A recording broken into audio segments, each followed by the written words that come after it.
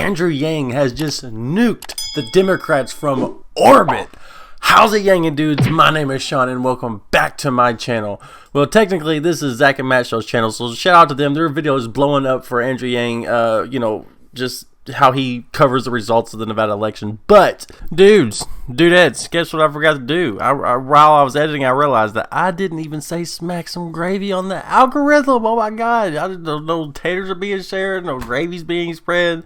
I know you guys are coming through for me, but I gotta do my part too, you know what I'm saying? Like, oh my god, I can't believe I missed that. Anyways, go ahead, smash the gravy, like the taters, the shares, and the smashing, and all that good stuff. Anyways, let's get back to the video. I'm sorry.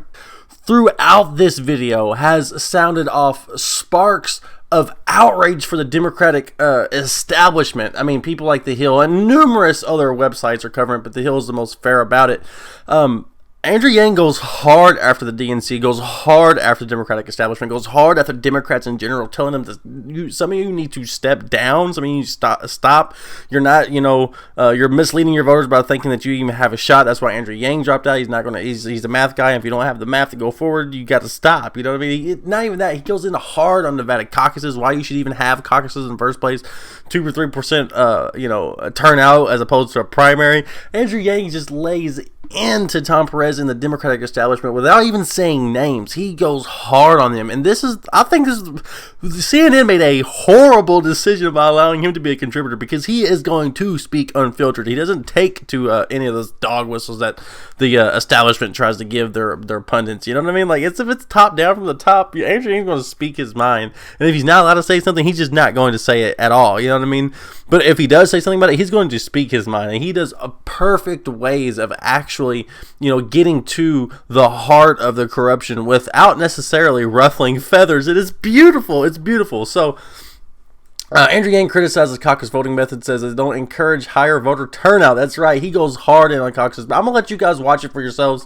For 17 minutes straight, Andrew Yang just destroys the DNC. It is amazing. It's amazing. Oh man, excuse me, I'm getting choked up here. So I am planning that presidential candidate interview with Sultan. I love his name. It's great. That will be tomorrow if all goes well, and after tomorrow we're going to start back up the Seancast live stream, and you guys gotta let me know if you guys want all those extra clips on this channel or on that second channel, what we can do at the second channel, all that good stuff.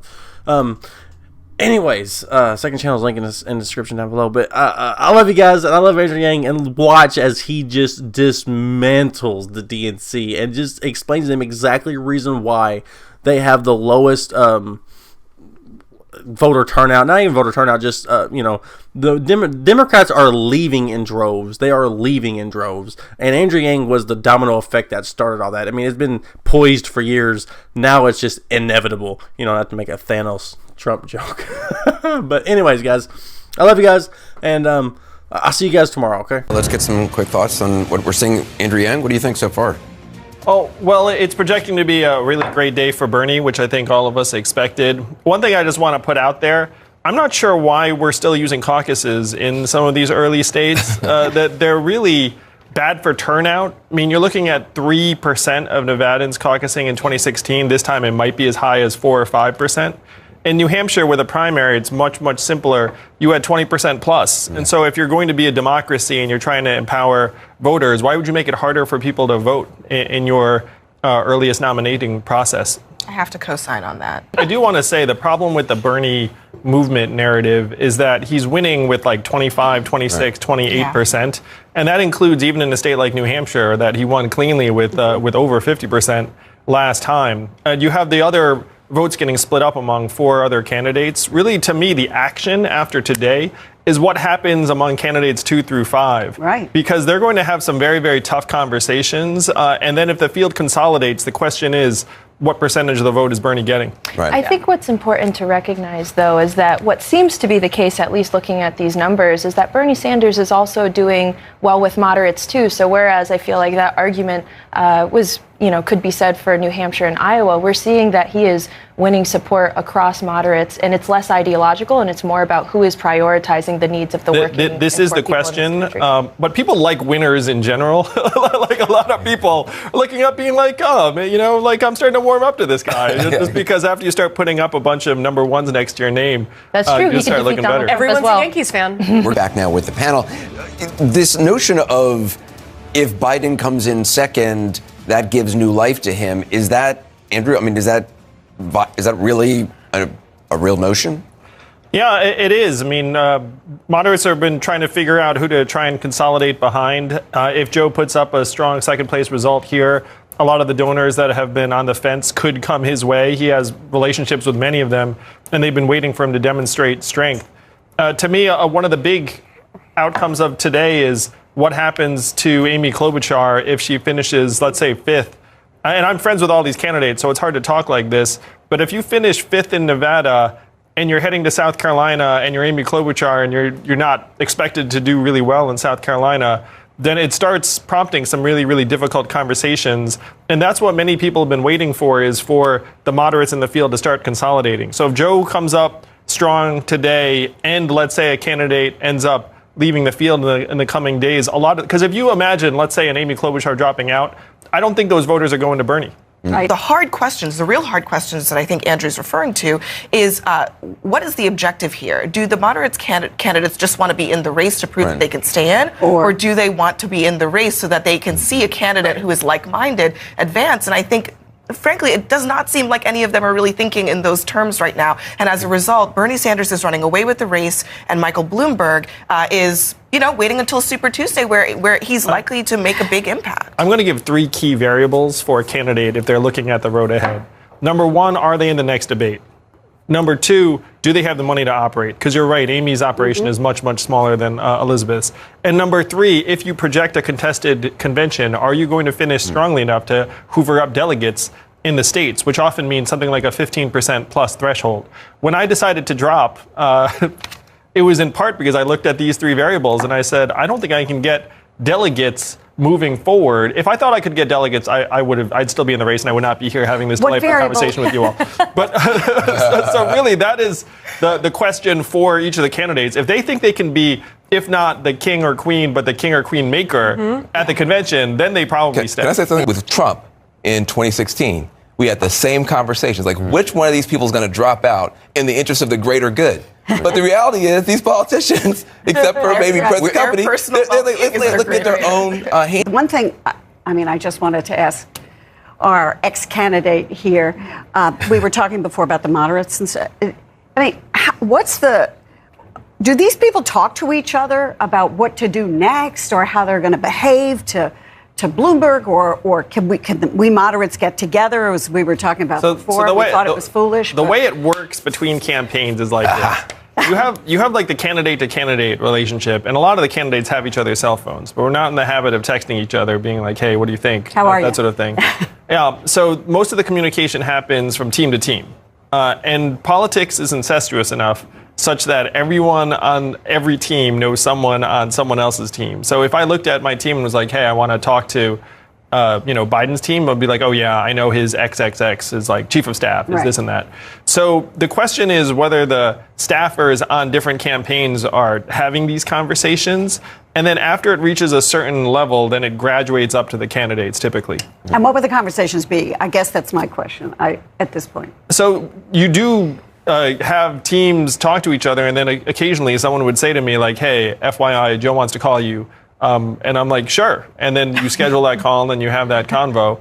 So I have a feeling that the campaign to campaign communications are already happening. And then the question is whether it reaches the candidates. Do you think they coordinated in advance on the kneecapping of Bloomberg, or do you think that was just spontaneous? I think that was organic and spontaneous. And I think we may see some more of that on Tuesday. Back now with the panel.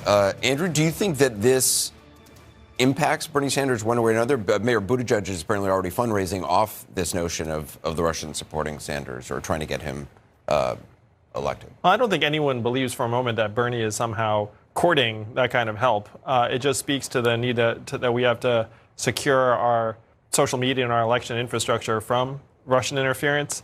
I want to make a note on these vote totals. I'd keep an eye on Pete Buttigieg because his campaign has a knack for getting extra delegates in the rural counties. They did it in Iowa to great effect. And so since the delegate count is going to be the final count here, I have a feeling that they may overperform the popular vote a bit because that strategy worked for them in Iowa. We tried to do the same thing in Iowa, my campaign. We did not do it as effectively as Pete. Pete's campaign is very, very good at maximizing delegate returns. How do you go about doing that? I mean, what's the way? What you do is you go to the less trodden paths in rural counties where they have slightly disproportionate delegate output based upon the number of humans you get to show up to the caucuses. So what that means in practice is that Pete organized, advertised, and appeared more in rural parts of Nevada that you get better bang for your buck rather than Vegas and Reno. Blaming the Washington Post, trying to sort of say who the sources were and why this came out the day before the primary, and then as if the Washington Post, if it had this story, should not have reported it or should have. I think the question of timing is a good one, but it's not about the Washington Post. It's about who. It's about the story. It's news. Right. It's genuinely newsworthy. Yeah, of course. I don't know where Steyer's going to end up or whether he's going to end up out after this, and maybe Andrew, you could talk about that. But he has been spending a lot of money in South Carolina, and he spent a bunch of money in Nevada. Yeah, the thing to look out for is whether Tom gets a qualifying poll tomorrow in South Carolina. Yep. If he does, then he'll be on the debate stage the following day. And South Carolina is his strongest state. If he doesn't get a poll, then he won't be on the debate stage. And that's going to be a source of great frustration for him and his campaign because they've been putting a lot of resources into South Carolina in particular. Is this going to be a candidate who only plays to his base or becomes more inclusive? Now may be too early because he's trying to win. But at a certain point, Bernie Sanders is going to have to do sort of a more of a big tent. Andrew, how do you see that? Well, first, I agree with everything that you said, Van. This is why I ran. And when I went around to Democrats, actually, no, not Democrats, working class Americans around the country, if you have a D next to your name, it's like a scarlet letter. Like, they do not think Democrats speak to them. And I was talking to truck drivers and waitresses, and I was like, theoretically, aren't you who the Democratic Party should be speaking to and standing up for? But they thought that the Democratic Party wanted nothing to do with them. And that is, to me, a real problem with the Democratic Party. You have to do some soul searching if working class Americans think that your party is not their party. That's why I ran. I ran to say, look, we have to solve these underlying economic issues that have been festering and building up in our communities for years and decades that got Donald Trump elected. And to me, the Democratic Party never really reckoned with how the heck do you lose to Donald Trump? Yeah. You know, and then you just blame everything under the sun. Like on the establishment. Even if you add up, something that people were doing a couple of weeks ago, which is adding up support for all the moderates, and then comparing it to Sanders, you still can't catch Bernie Sanders. I'm the math guy, and you beat him by a smidge. All together. Well, let's leave the math to it. My question, Elizabeth Warren, is where actually do you win a primary? She's got a very big, expensive team, and it hasn't paid off at the ballot box yet. Yeah. They're all, you don't believe them. I mean, they're all like, we exceeded expectations, says Amy Klobuchar. We had a great night. This has been the sort of legacy of the caucuses. Lost. You've had great nights when you lost. I have had great nights. Let's talk to the panel here. Andrew, I'm wondering what you think, just kind of running through the top 4 or 5, what did they need to do now? I mean, what is Joe Biden clearly thinks South Carolina, or is saying that South Carolina he's going to win. Well, the rest of the field needs to consolidate, ideally, and each candidate wants to be the last person standing to absorb the non-Bernie energy. The problem for Bernie is that, he's unlikely to get an outright majority of delegates heading into the convention, which is going to set the stage for the superdelegates to emerge. And then you're looking at a contested convention, which is also the dream scenario for all of the other non-Bernie candidates, because they're going to go in there with delegates. The superdelegates, let's say, are not going to be favorably disposed towards Bernie, and then each of the remaining candidates will say, like, I'm the pick. So that's the dream that's going to keep every other candidate in the race. But I think what Andrew's trying to say is everybody needs to just drop out. One or more of them need to figure out, probably more in the vicinity of probably 2 or 3. I was going to say, figure out who's going to be the one to step back. Someone needs to pull an Andrew Yang. Like, I've done the math. I'm not going to win. There's no road forward. How hard is that for a candidate to have a conversation with himself or herself and her staff and say, okay. That's why you have to hire Andrew Yang to do the math for them. It's not gonna happen. I think it's gonna get nasty. Well, you can answer that then. Well, it's tough going in both directions, Gloria, because we were talking about if you have a bad night and you get up in front of the crowd and be like, it was a great night. You know, I mean, like on some level, it does ring hollow. It's hard to continue beating that drum. So it's hard to drop out, but in some cases, it's hard to keep going. But who should drop out? I mean, honestly, like who's supposed to drop out for who at this point? They have to make the case to voters that there is an alternative to the guy who's winning right now, and nobody has wanted to do that so far. I think this was really smart by Pete, and he was clearly trying to do it on the debate stage earlier this week, and it became a pile on Bloomberg. And meanwhile, Bernie was just like sailing out, being like, hey, I'm the front runner, I guess I'm just going to coast. And Pete was like, no, I'm going to like try to jab you, Bernie. And he did it tonight, and I can guarantee you he's going to do it on Tuesday night, because Pete sees that Bernie's the front runner. He's trying to become the alternative to Bernie, and the best way to do that is by saying, I am the alternative to Bernie. So I think that other candidates should probably follow suit. I think Amy, Joe, Elizabeth should be trying to contrast themselves with Bernie more. I'm a huge admirer of Elizabeth's, but I referenced this a little bit earlier on. They made a very big bet early on in terms of hiring field organizers, not just in the early states, but around the country. And those organizers are not something that you can just adjust and recalibrate that quickly. They're not like ad spending. And so they have a really fixed overhead that's higher than many of the other campaigns. They get these resources in. They've been playing it close to the bone in terms of their finances. They took out a loan recently that I'm sure they've long since paid back. But to Van's point, it's going to be hard to activate these resources in a way that's going to move the needle towards victory in one of the states that are upcoming. Hopefully we'll be getting more votes soon. Back with the panel here. As again, we're waiting for Senator Elizabeth Warren. Andrew Yang, I heard you saying this as Diane Gallagher was reporting. This hurts candidates. This hurts the candidate. Yeah, if I'm a candidate, I'm really angry. I was angry after Iowa, and I've tried to be forgiving about, it's like a technical failure, but imagine being a candidate or campaign that spent months and months of your time, thousands of volunteer hours, staff, blood, sweat, and tears, and then them coming and saying, like, hey, we don't know what happened. It's incredibly frustrating. And if you're going to try and propel any of the candidates forward, you owe quick results to the American people. To me, the best process would be primaries with ranked choice voting. And this is something I was talking to Van about. If you had ranked choice voting, Donald Trump would not be our president today, because he was consistently getting 30% of the vote or so. When you say ranked choice voting, you just mean voting. Well, it's just you vote and then you list, let's call it your 3 top candidates, and then your votes flow to whoever is left standing if your first choice, isn't contending. And so if you had ranked choice voting, let's say Jeb Bush, if you were a Jeb Bush voter, your second choice was probably not Donald Trump. It was going to be someone else. And the same is true on the Democratic side. This is actually be a massive process improvement. And for people who are concerned about, let's say, an insurgent coming and running the table with 30% of the vote while you have 4 other candidates splitting the rest, ranked choice voting would help that immensely. Can we just say this has got to be the end of these caucuses? I know Harry Reid will kill me because he created this for Nevada, and it's important to Nevada, and it's important to the Democratic Party enough for having 3 separate sets of answers or results for one caucus. I mean, this is crazy. It's crazy. The Buttigieg campaign and the Biden campaign both claiming second place, and everybody's putting out their own numbers that are not verified by the Democratic Party. And who knows what the Russians are doing? Everyone gets to declare themselves a winner, and I think what we saw after we all Iowa, lose. what we just Tom Steyer crater. Which he might. Which he did tonight. I mean, if you look at what happened tonight, he was expected to do. I mean, I don't know that I believe the polls showing him. There were some polls showing him doing really, really well. But I think people were expecting him to do a little bit better than he's doing now. One thing to watch out for, Abby, and this happened to me in Iowa. I got 5% of the popular vote, and then the graphic showed 1%. I was very like, arr.